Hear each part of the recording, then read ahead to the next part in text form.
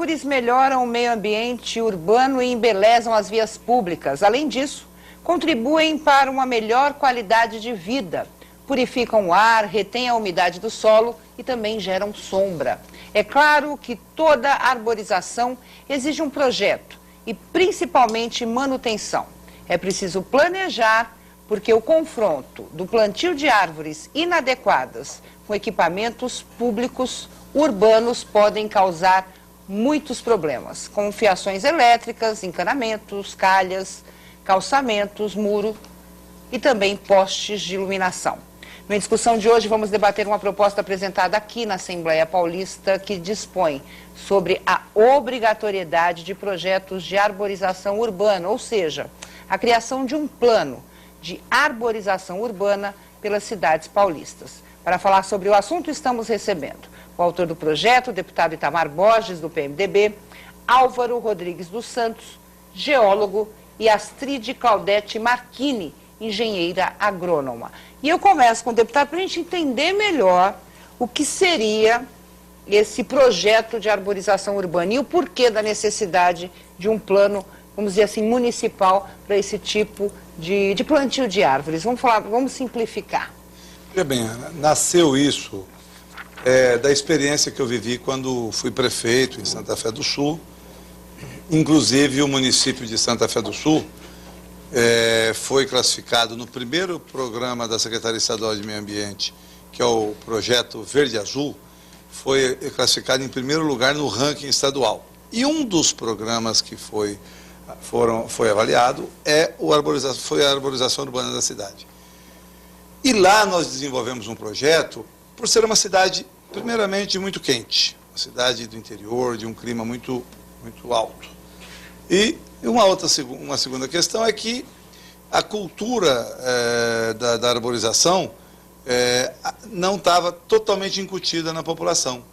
E quando tinha, às vezes ela estava no quintal, mas não estava na calçada.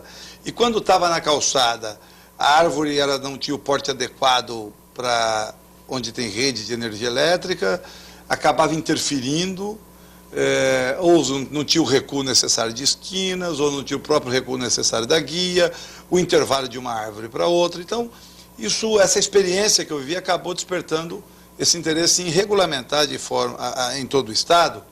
E aí nós estamos tendo que tomar um cuidado, inclusive já tivemos veto dentro disso, que é com relação à autonomia dos municípios, com relação àquilo que compete à definição do seu parcelamento do solo. E o projeto, para não ser muito radical, e o propósito é que os municípios, como recomendação, adotassem, não só para os novos loteamentos, mas para a cidade como um todo, é de criar um projeto de arborização da cidade já na área ocupada e uma regra mais definida e completa nos novos loteamentos. Para não sofrerem o que as áreas essas consequências. E exigir do loteador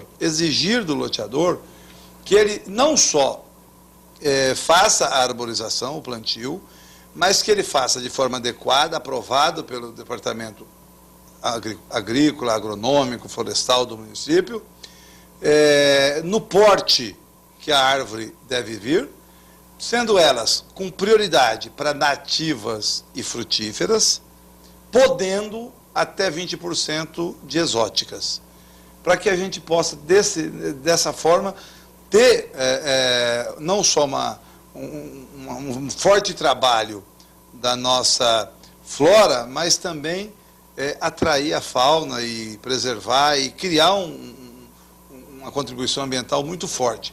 Agora, o grande problema, a experiência de se plantar árvore é que normalmente planta e aguarda que ela venha. E não é bem assim, você precisa cuidar da árvore até um determinado estágio de vida dela. Tem um mínimo que você tem que acompanhar, seja com poda direcionada, seja com irrigação, seja até com adubação, produtos para que ela possa ganhar o corpo necessário e o rendimento necessário.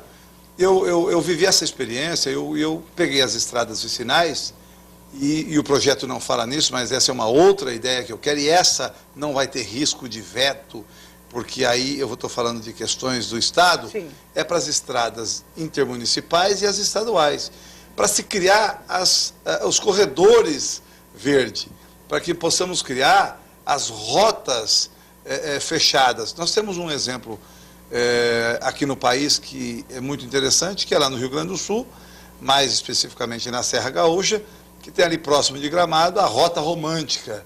A Rota Romântica, as árvores se encontram e viram um corredor verde. Já é um projeto para estradas mais estreita, até porque você tem a questão da segurança. Você não pode trazer a árvore muito próxima da rodovia. Você tem que ter um mínimo de recuo. Então, a proposta é essa, é que os municípios do Estado, num primeiro momento, exijam nos novos loteamentos e, num segundo momento, entrem, e aí precisa do município criar o incentivo. Você pode criar para cada bebê que nascer uma árvore. Em Santa Fé, por exemplo, o que eu criei?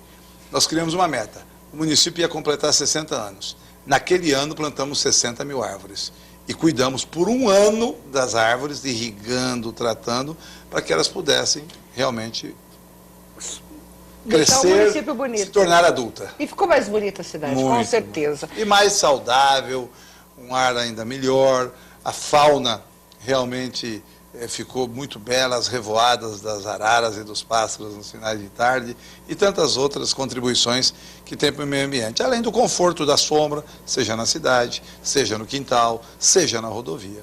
Álvaro, benefícios dentro dessa realidade. Se toda a cidade tivesse um plano de arborização, quais seriam os benefícios? Eu quero, de início, parabenizar o deputado.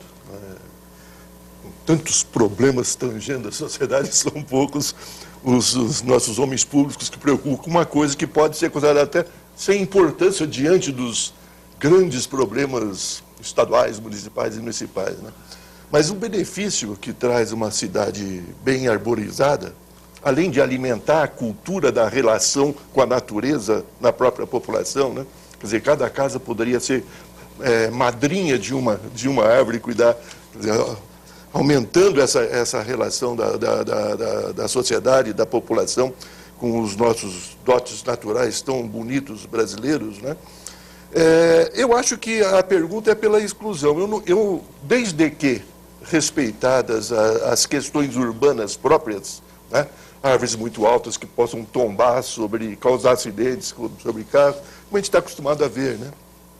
Ou árvores muito vulneráveis a deterioração, a putrefação de tecidos da própria árvore, com insetos, com bactérias, né? Quer dizer, desde que cercada essas questões, eu não vejo um argumento que possa desilustrar ou tirar essa vantagem da arborização. A cidade de São Paulo tem um plano municipal, tem um plano, que está muito ultrapassado. Mas por quê? Por causa da expansão da cidade, a questão também das mudanças climáticas, tem que ser revisto quando eu é acho feito um plano assim? E São Paulo tem até um manual, a prefeitura, sim. muito bem composto nesse sentido. Mas a chave está no que o deputado falou.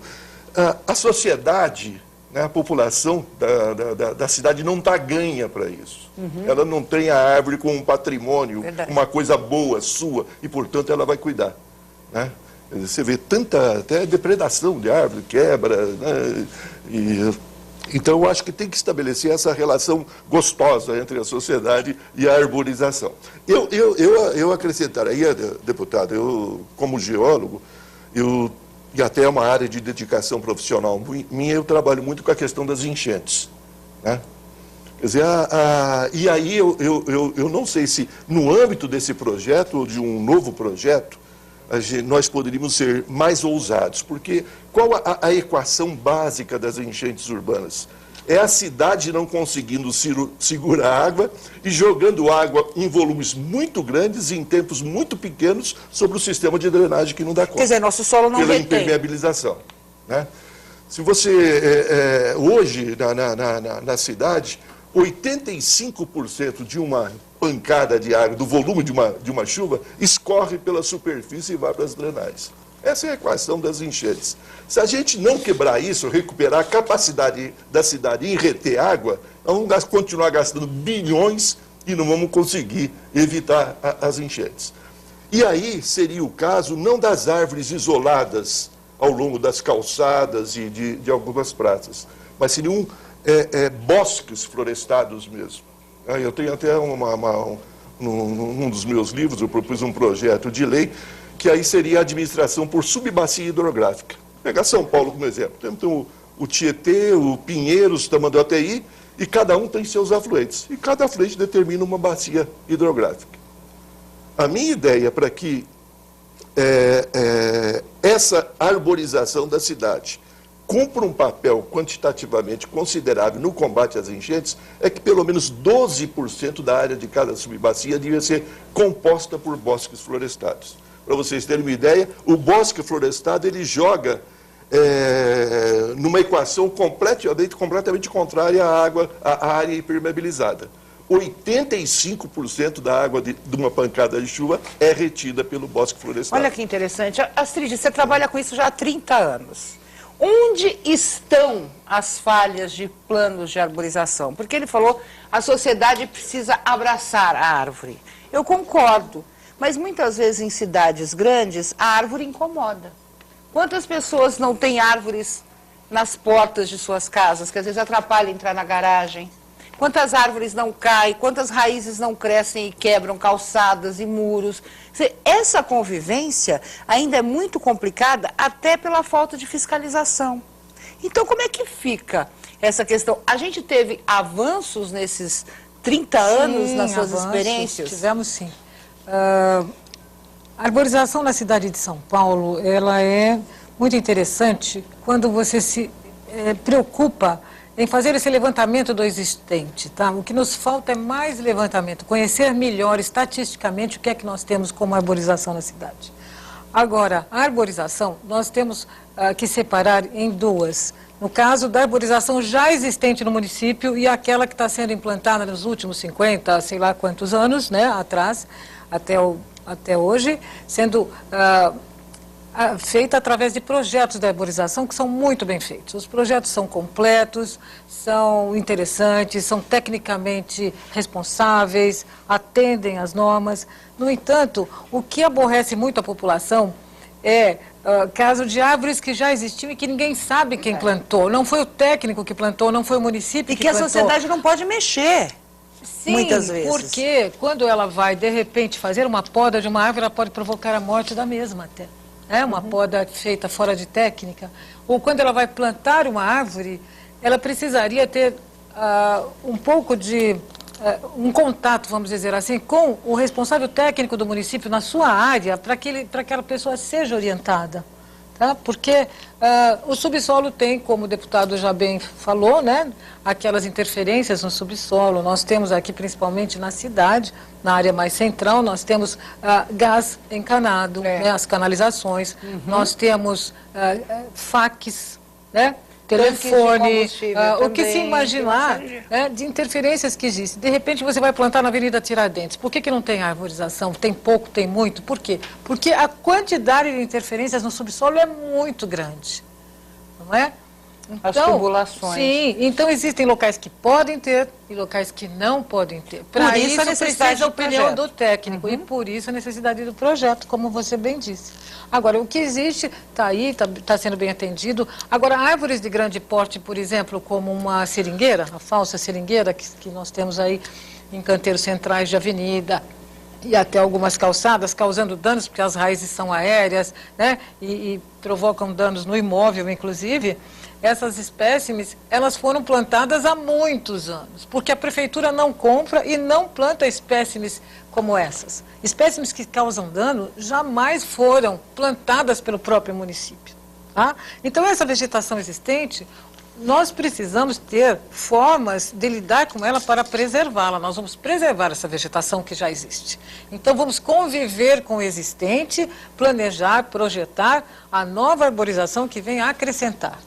Eu preciso ir para o intervalo rapidinho, vou deixar algumas perguntas para o deputado sobre os resultados disso. Como é que foi mobilizar a sociedade? Porque com certeza, quando você está dentro de um executivo municipal, alguns aprovam os projetos, outros questionam. O que questionaram à época quando foi implantado esse projeto de arborização?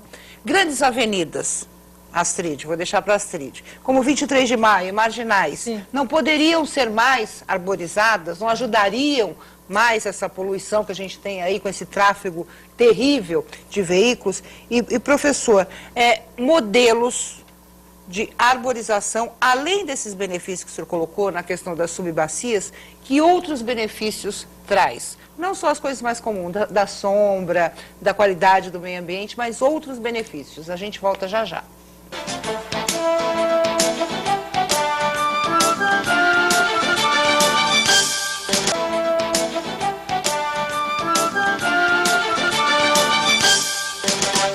Voltamos com a discussão, hoje falando sobre arborização urbana. Deixei algumas perguntas para os convidados.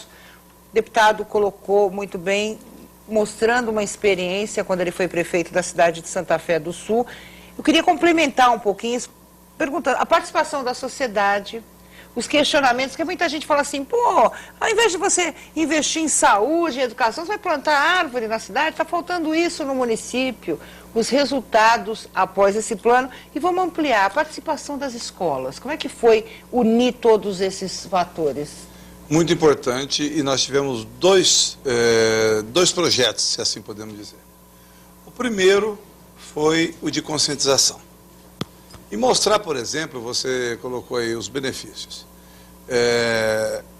A arborização urbana contribui para a saúde também.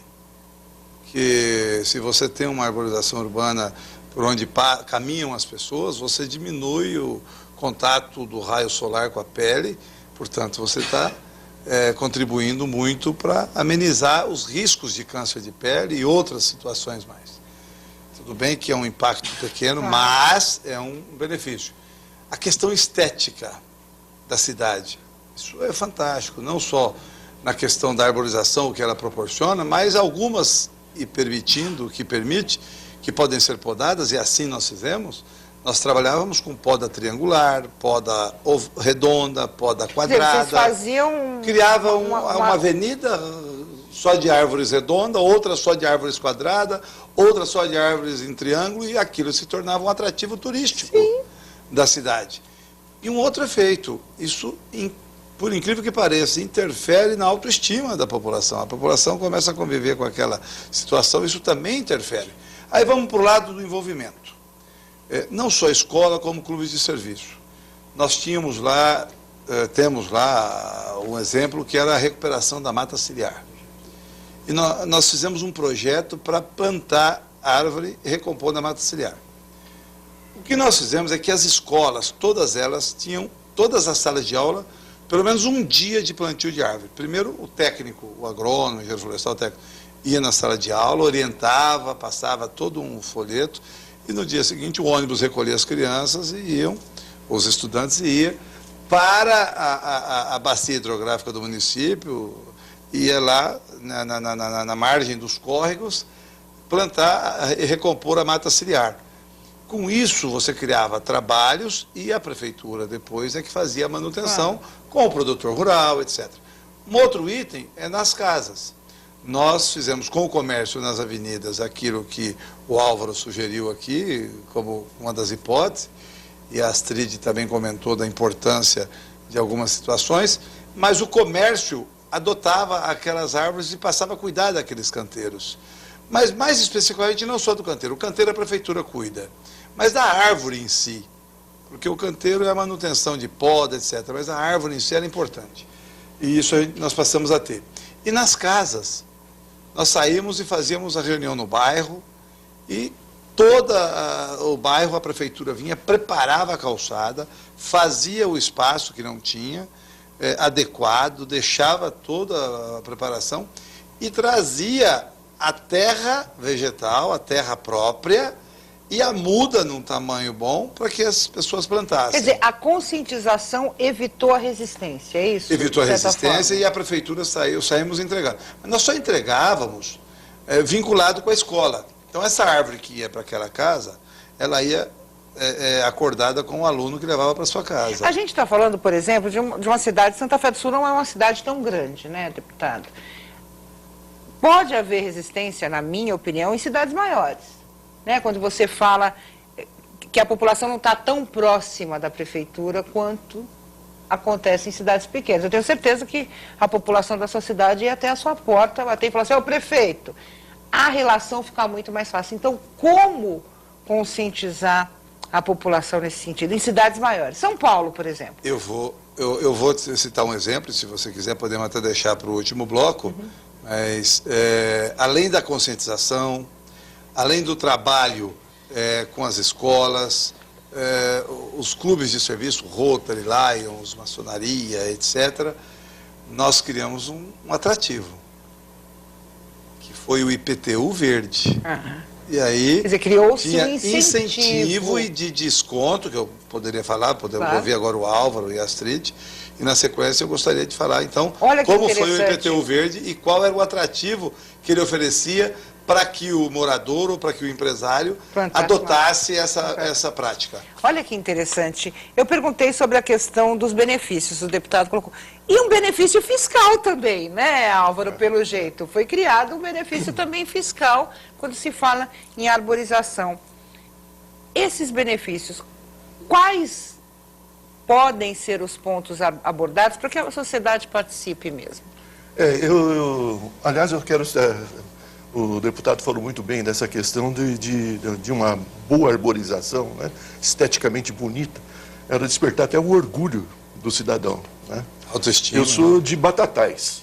E eu lembro que as jardineiras, né, tinham um dístico de Batatais, a cidade dos mais belos jardins do Brasil. Então tinha as árvores com esses formatos de bichos. Isso era um orgulho, né?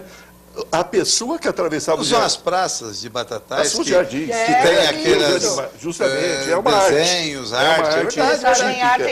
Fui visitar lá para conhecer. Batatais e aqui divisa. A primeira cidade de Minas Gerais, que você sai aqui no Circuito das Águas. Entre Ribeirão Preto e Franca. Não. Aqui, a hora que você sai de Águas de Lindóia, Serra Negra, aquela primeira cidade de Minas ali, eles têm todo um trabalho. Eu fui lá conhecer também. Me fugiu o nome da cidade. Mas eu gostaria de ligar outra vez, quer dizer, esses benefícios, né, estéticos, culturais, né, da arborização, salubridade, né, com os benefícios que ela pode cumprir também no combate às enchentes.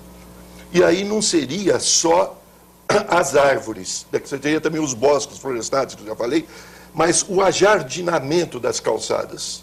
Né? E aí é uma beleza, quer dizer, claro, você pega São Paulo tem perto de 15 mil quilômetros de ruas, calçadas dos dois lados. Imagine se metade disso, das calçadas, tivessem canteiros, junto à residência ou na parte externa da calçada.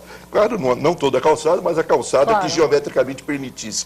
A capacidade de retenção de água de chuva, né, que nós teríamos. O quanto seria reduzido o volume de água que a cidade joga Mas ao mesmo tempo, eu vou até cutucá-lo, ao mesmo tempo você precisa dar manutenção. Por quê? As folhas caem. Deixa eu te falar. Né? Entopem bueiros. A gente não vê, por exemplo, que é a pergunta que eu vou colocar para a Astrid. A gente vê que há um certo evitar no plantio de árvores. A gente tem avenidas aí largas, que poderiam ser bonitas. Uma avenida 23 de Maio, eu citei as Marginais, a gente tem outras avenidas em São Paulo que têm essa capacidade de receber um plano de arborização, mas parece que dá muito trabalho. Eu não sei se eu estou entrando numa coisa mais de responsabilidade ambiental até, do executivo mesmo, Astrid. Eu não acho que dê muito trabalho para o município, porque o departamento e a secretaria é um orgulho da cidade de São Paulo, vamos dizer assim, não é? Então, eu não estou no departamento nem no município. Mas você conhece a realidade. Mas por que a gente não tem árvores, por exemplo, na Avenida 23 de Maio? 23 de Maio, por exemplo, já fizemos muitos projetos, existem muitos projetos de reforma e alteração. Só que eles estão aguardando, vou dizer aqui, não sei se isso será agora ou daqui a muitos anos, porque se aguarda há muito tempo um alargamento, tá? Existem projetos que se pensa em uma grande reforma daquela área. Uma grande reforma. Então, um projeto de arborização, porque a árvore, quando você planta, não é para ficar 2, 3, 5 anos, ela é para sempre.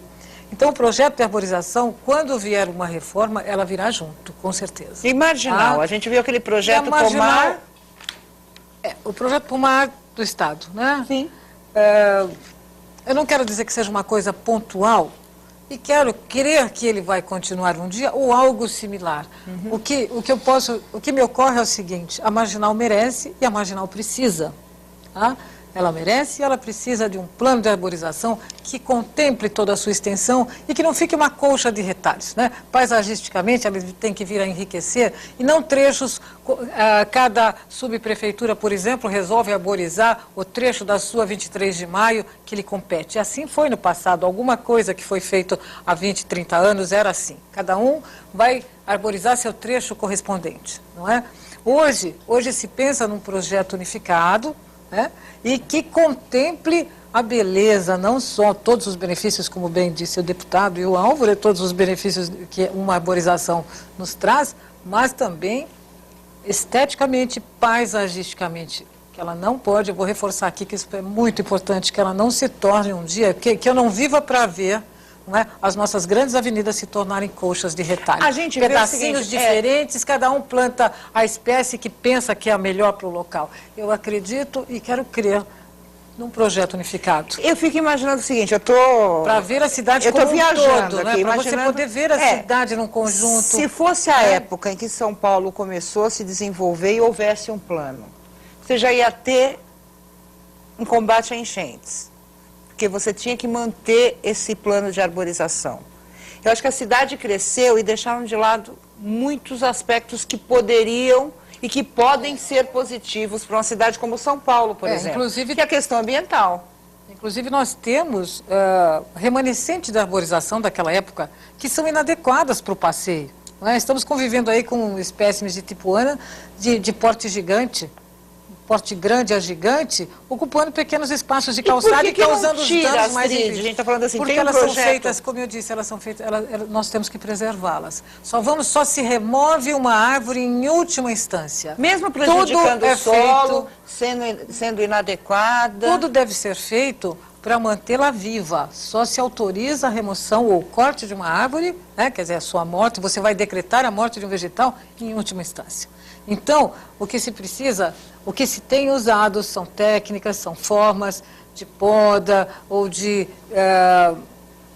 calçadas verdes, como bem disse o Álvaro, existem os projetos de calçada verde, se a árvore já existe, nós vamos fazer um espaço, vamos criar um espaço para mantê-la respirando, que as suas raízes respirem e que ela possa dar flores por um pouco mais. Eu estou falando da cidade de São Paulo... essa parte a preservar, porque é uma cidade que eu conheço. É difícil. Né? Eu estou falando agora, assim, eu passo por São Paulo, desculpa, eu não vejo plano paisagístico nenhum. Também não. Eu sinto a falta de praças bonitas, de vegetação bonita. Então a gente fala assim, quando eu vi que São Paulo possui um plano municipal de arborização, eu fiquei meio assim, falei, será?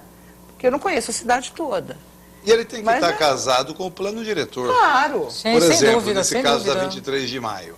Se ela tem uma previsão de ampliar mais uma pista, o plano diretor já vai prever, se é que tem que recuar 5 metros, 6 metros, mas aquele eixo ali já poderia ser ocupado. Outras legislações prevêem, por exemplo, Estatuto das Cidades. Prevê planos de arborização, a questão do plantio de árvores. Sim, ele cita e ele diz da importância, ele acha necessário. Agora, isso tudo eu acho que nós vamos ter aí uma nova era para isso, né? Daqui para frente, a implantação disso. E o projeto de lei do deputado, eu acho que vem abordar, como diz assim, ele vem de encontro a uma necessidade muito grande de você regularizar o plantio de árvores já no começo de um loteamento, no começo de uma área que vai ser utilizada futuramente. Então, no princípio, e aí cabem também tudo que ele disse, todas as porque a gente medidas tem uma questão de adequação também, de solo para espécie, não é, professor Álvaro? Eu não entendo nada de botânica, de árvore, de nada. Não. Mas não existe uma adaptação de solo para espécie de árvore? Não, existe árvores que vão melhor num determinado clima, numa determinada região do que em outra. Quer dizer, as árvores que possivelmente sejam as melhores para Santa Fé não serão as melhores para a orla marítima. Entendi. Né? Mas do ponto de vista de solo, você hoje pode produzir o que a árvore precisa em termos de entendi, compostagem. Eu questiono isso porque eu já vi muitas campanhas. Eu lembro que a minha filha na escola falou, mãe, eu tenho que levar uma muda de árvore. Eu não sei que tipo, para plantar onde, por quê? Por exemplo, né? Então, campanhas sem essa conscientização que fez o deputado na cidade dele, você acaba levando árvores que a gente nem sabe de que espécie que é aquela árvore. Acho que o envolvimento da sociedade tem que ser feito dentro de uma orientação técnica passada. Não só vivendo o momento, né, o AUE, não, o dia de plantar uma árvore. Aí mas eu vejo assim, é até negativo, né? Essa relação que de envolvimento da sociedade, de estímulo, né? Dentro daquela questão das calçadas com canteiros ajardinados, você fazia uma disputa, né? Um concurso, né? Quer dizer, o quarteirão que tivesse a calçada mais bonita teria um desconto sensacional do IPTU. Olha que boa ideia, mas eu quero... Poderia até ter festas anuais no bairro sobre isso. Até né? Disputas entre escolas, né? Uma disputa saudável, claro. Eu vou para o intervalo e já vou deixar a pergunta do IPTU ambiental. Eu estou louca para saber que incentivo é esse e como ele é concedido às pessoas que participaram do projeto de arborização lá em Santa Fé do Sul. A gente volta já já.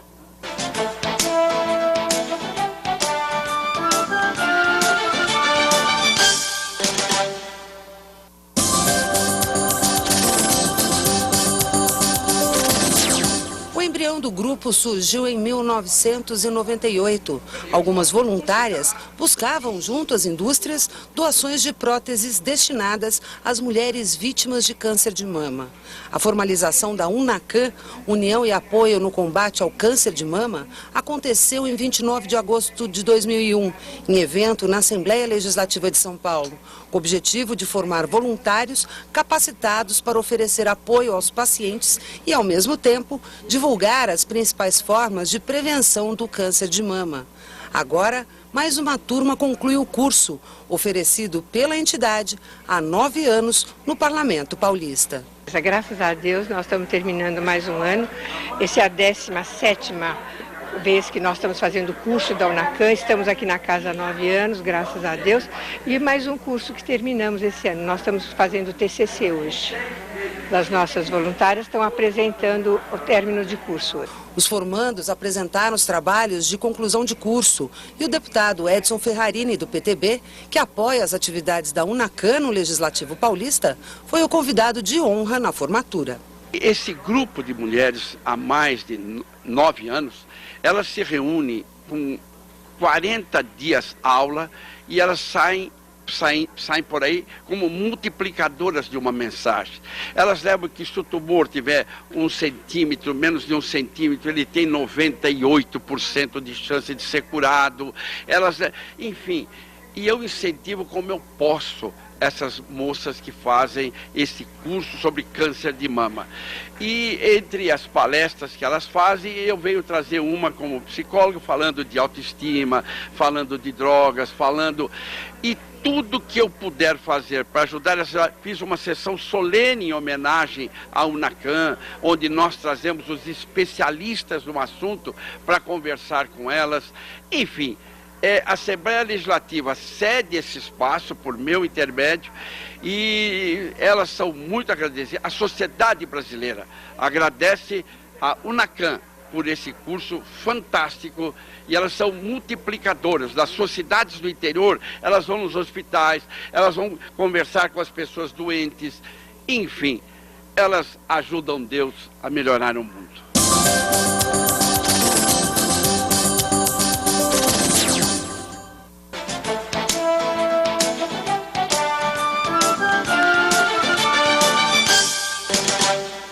Voltamos com a discussão, hoje falando sobre arborização urbana, e eu deixei aqui, acho que está todo mundo na expectativa de saber como é que funciona o IPTU ambiental, e a Astrid me contou no intervalo que São Paulo também tem, e a gente não sabe. Quer dizer, você também pode ter um incentivo no seu imposto predial territorial urbano. Deputado, como é que o senhor trabalhou isso?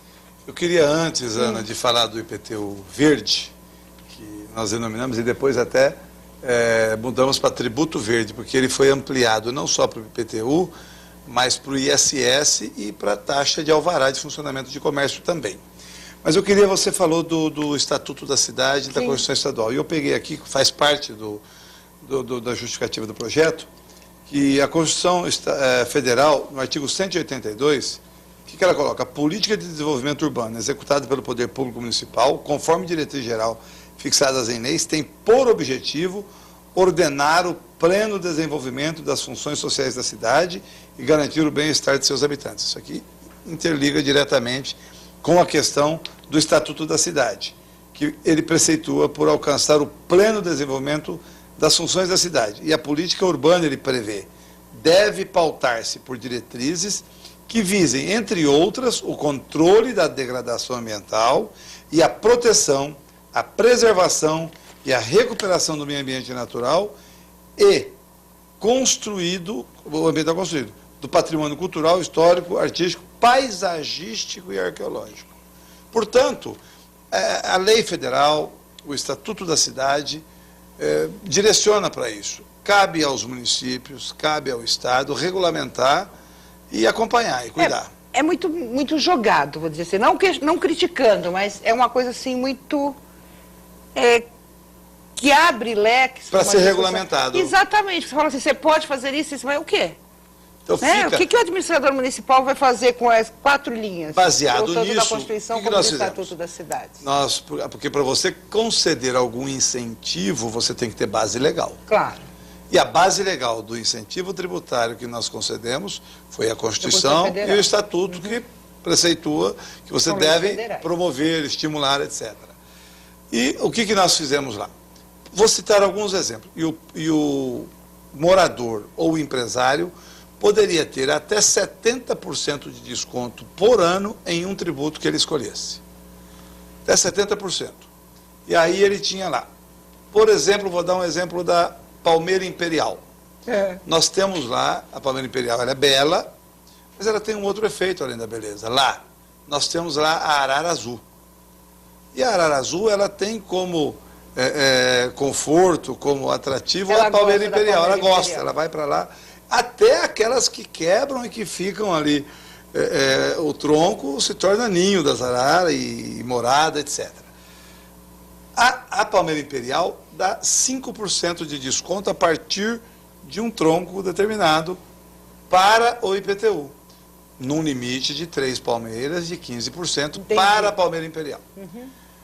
Permeabilidade do solo. 1/3 de permeabilidade do solo do quintal da casa ele já se credenciava para entrar e ganhava ponto.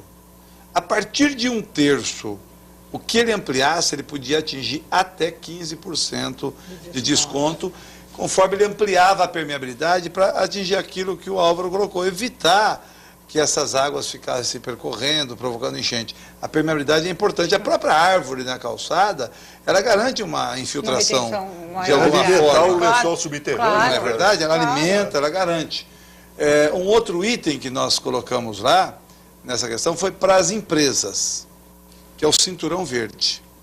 A empresa que contornasse toda a empresa com árvore, ela tinha 30% de desconto no IPTU, podendo garantir isso para sempre. Tá? E aí ela tinha outros incentivos. Aí o IPTU verde, ele tinha reuso da água, captação de água de chuva, para reuso, tinha uma série de medidas. Nem precisa se preocupar, é só copiar o plano. Você sabe que foi interessante, o CEPAM e o SEBRAE pegaram esse projeto de lei e colocaram como um case aí, como uma sugestão para outros municípios. E realmente aconteceu. Muitos municípios adotaram essa prática. Existe alguma cidade no Brasil que é modelo nessa questão, Astrid? Não, desconheço. Desconhece? Desconheço. Quer dizer, não é ainda uma prioridade das cidades brasileiras. Um IPTU verde tão detalhado como pela sua arborização. Goiânia, mas que não deve ter... O IPTU verde, como ele disse, não desconheço. E plano de arborização? Alguma cidade modelo? Além, foi citado Goiânia. Outra cidade? Estado de São Paulo? Não. Cidade brasileira? Não.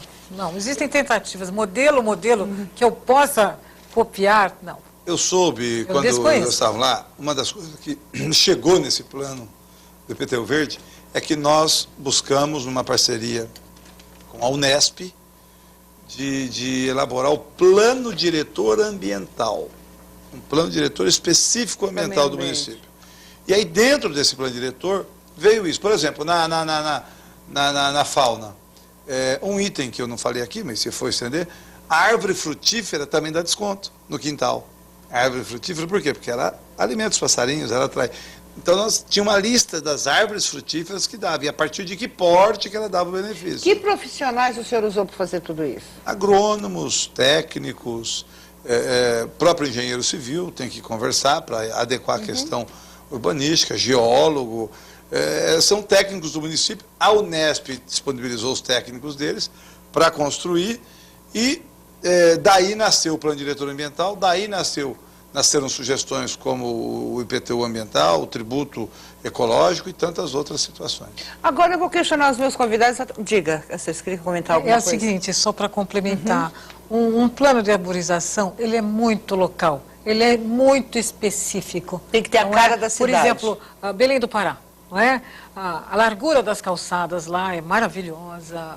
O clima é outro, todo dia chove, às tantas horas vai chover. Quer dizer assim, existem condições muito diferentes daqui de outras cidades. Claro. Então, é específico.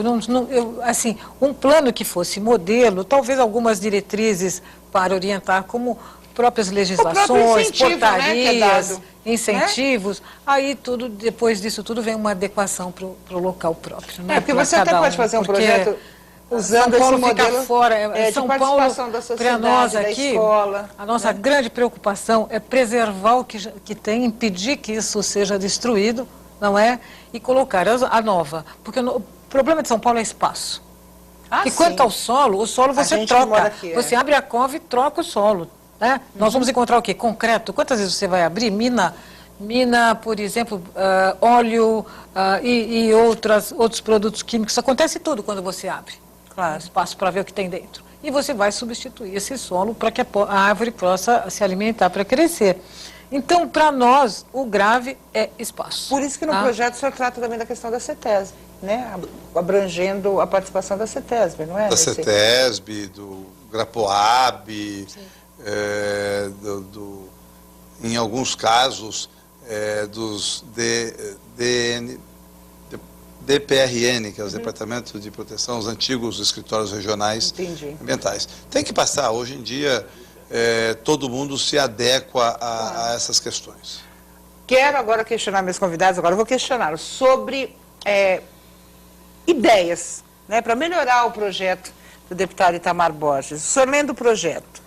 Eu lembraria essa questão, quer dizer, além de todos os benefícios que nós já vimos aqui, que a arborização da cidade promove, né, também agregar essa questão funcional, o papel da arborização no combate às enchentes, por exemplo, e na alimentação do lençol d'água subterrâneo, que é uma reserva para o próprio município.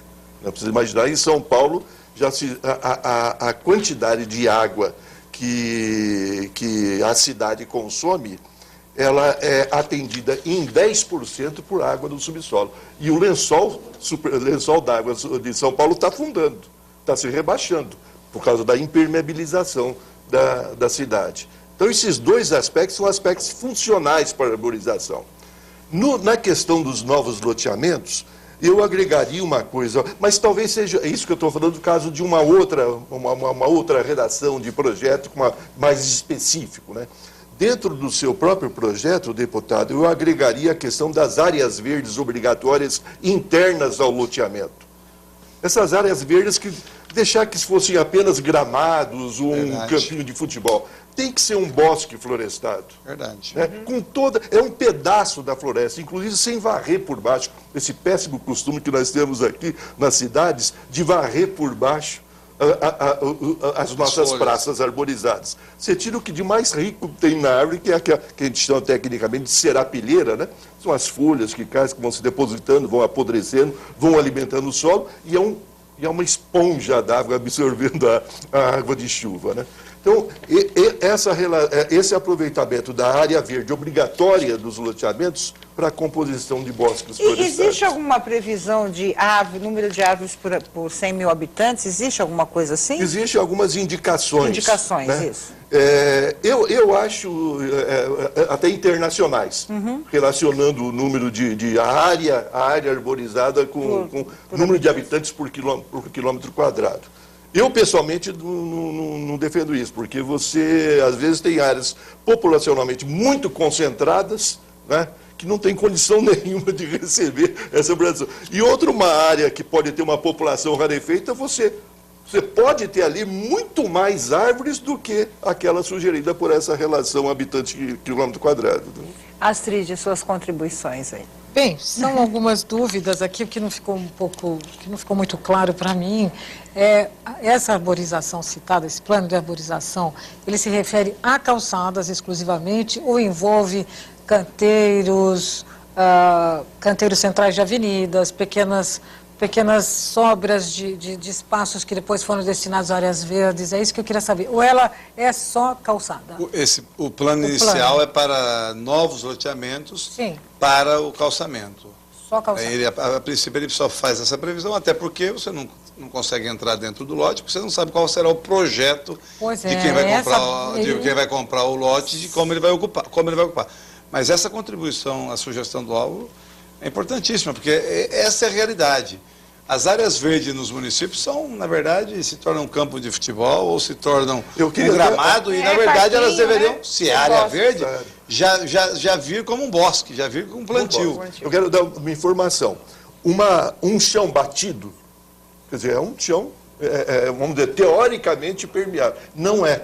Ele é quase tão impermeável como o asfalto. O chão batido, pisado. Interessante. Isso é curiosidade. Então, quer dizer, aquele chão tem que ser coberto, tomado por árvores, por vegetação, para que o solo seja fofo, absorvente, para cumprir essa função. Astrid, vamos lá. Uma outra pergunta aqui, no artigo 10, quando ele diz as espécimes nativas e frutíferas. Eu queria perguntar para o deputado, no caso dessas frutíferas, o que foi que realmente o senhor... O interior, principalmente, tem muito disso. Quando se trata de avenidas que interliga, por exemplo, um bairro no outro, um loteamento no outro, ou uma via expressa. De você ter as árvores frutíferas, que elas servem tanto de atrativo para os pássaros e até para a população. Em muitos lugares nós plantamos muito mangas, aquelas manga Aden, manga Bourbon, em estradas municipais, não dentro da cidade, na vicinal. E se tornou hoje um atrativo. As pessoas acabam tendo como opção de buscar ou para alimento de animais ou até de pessoas que querem saborear uma fruta, porque há um controle, a prefeitura tem um controle dessas plantas, na verdade não deixa a planta de qualquer forma, há um controle de que forma que ela está nascendo e se ela é apropriada. Qual que é a realidade do projeto hoje, deputado? Ele já passou pelas comissões? Não, o projeto ele teve uma aprovação, teve um veto, e no veto agora nós estamos adequando ele, principalmente na questão da autonomia dos municípios. Entendi. Porque tem muita questão que ele interfere na autonomia dos municípios. Então nós precisamos limitar àquilo que é do Estado. Por isso que eu comecei o programa falando, Ana, dessa adequação para as vias estaduais. Claro. Diga. Complementando aqui as frutíferas, pela experiência que nós já tivemos, frutífera em arborização urbana não é sucesso, porque talvez em algumas praças ou áreas limitadas, bem limitadas, mas na arborização, o que acarreta? Elas precisam de tratos culturais, porque senão elas serão destruídas por pragas e doenças, e elas precisam por exemplo, de uma defesa vegetal. Nós vamos ter que aplicar produtos nela, nós vamos ter que adubar para que ela venha dar o resultado esperado. Quando você planta uma árvore ornamental, você espera flores. Quando você planta uma frutífera, você imagina esse fruto, né, crescendo, saboroso, bonito, desejado como ele é na vida real. Eu acho que tem duas formas. Se não der os tratos culturais, claro. Se não der os tratos culturais na calçada, não dá certo. E não se pode dar esse trato cultural. Uma vez fechada uma cova, numa calçada, por exemplo, imaginemos como você vai abrir aquilo para adubar, como é que você vai pulverizar. Quer dizer, existem técnicas mais modernas, mas, sabe, isto leva... um ponteiro quebrado, por exemplo, dessa espécime, ela não vai conseguir crescer só na base para dar a frutificação. É uma dentro dessa, Astrid, que a gente prevê aqui até muito difícil. Então, a aprovação do órgão ambiental municipal. Sim, sim. Ele vai tramitar isso, não vai o loteador, o proprietário não vai plantar o que ele bem entende. Ele vai apresentar um projeto, vai dizer que árvore que ele vai plantar, tipo de espécie, e aí é que ele vai ter a aprovação ou não. E aí pode-se corrigir essa eventualidade. Passa para a gente a ideia que é uma obrigatoriedade ter frutíferas o que é obrigatoriedade... Mas eu vou deixar a frutífera para uma outra oportunidade, porque eu estourei, meu diretor já está aqui, termina o programa, mas eu tenho certeza que a gente criou até uma certa conscientização ambiental. As pessoas devem estar imaginando, até indo no quintal, agora olhar que árvore que ela tem, de que forma ela pode participar de um processo como esse e torcer realmente para que essas mudanças no projeto possam aprovar aí a sua iniciativa. Quero agradecer a Astrid, o Álvaro, o deputado Itamar Borges. Quero agradecer a você. Nosso endereço eletrônico é tvassembleia@l.sp.gov.br para que você possa encaminhar suas críticas, sugestões e perguntas. Um grande abraço e até o próximo programa. Tchau.